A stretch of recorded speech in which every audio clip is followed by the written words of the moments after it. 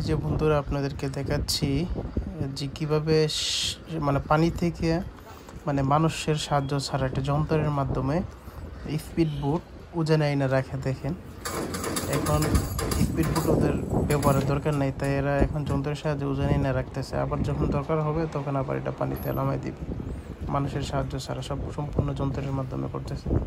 তো এটাই আমি আপনাদেরকে এখন ভিডিওটা দেখাচ্ছি জাপান থেকে।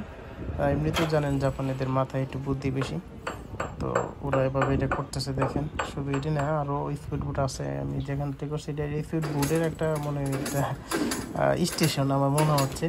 তো দেখেন আপনারা অনেক স্পিড বোট দেখবেন এখানে।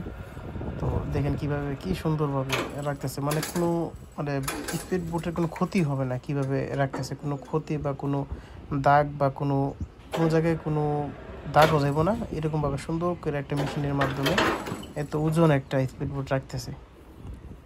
তো শুধু এটা না, এটা রাখতেছে আরও স্পিড বোট আছে, আপনারা দেখেন অনেক স্পিড বোট রাখছে, ওজনে রাখছে। যখন আবার দরকার হবে দেখেন, যখন দরকার হবে তখন আবার এটি পানিতে ছাইড়ে আবার এর ব্যবহার করবে। তো যদি ভালো লেগে থাকে অবশ্যই লাইক কমেন্ট শেয়ার করবেন ভিডিওটা।